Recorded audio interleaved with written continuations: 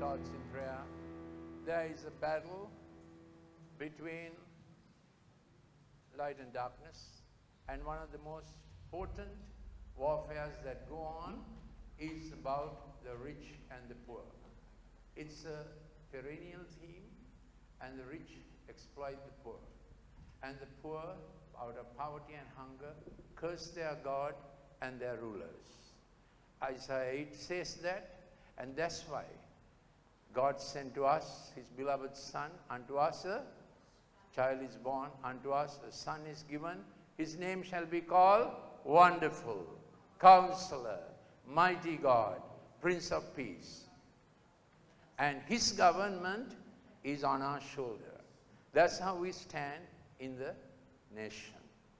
So we stand between this warfare that goes on when the rich are exploiting and the poor are cursing. Interested parties make ideologies that will want them to win the battle. But we know God rules in the hearts of men by the prayers of His people. And He left behind a daily bread community who will practice social justice. Our Father, which art in heaven, give me this day my daily bread, correct? No. Give us this day our daily bread.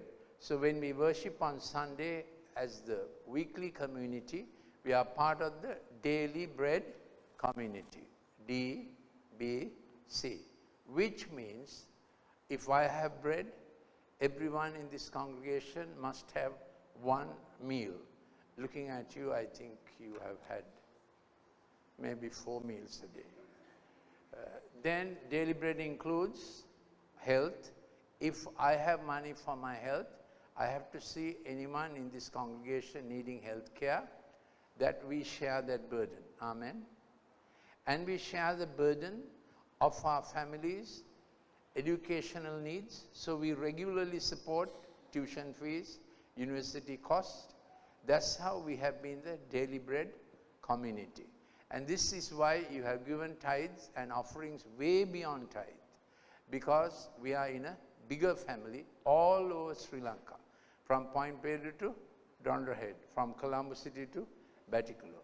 So we have no misgivings about corruption because we were not corrupt.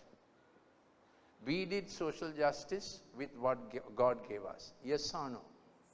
If you have any mea culpa, any anger about corruption, let it be how I have misappropriated or wrongly used my finances. We get it right with our God, correct? So that's why the daily bread community Jesus left on earth, so that we will embody His concerns and care. I have prepared a manifesto, as I said, election manifesto. This is about our election from God. We are called and kept on earth as reconcilers and intercessors. We stand in the gap. What's the gap? Exploitation of the poor by those who get rich by all kinds of means, and the poor cursing and going to violence. Who's going to stop that? We, the daily bread community, because the good shepherd of Christ in us. He gives everyone green pastures. He gives everyone good waters and paths of righteousness.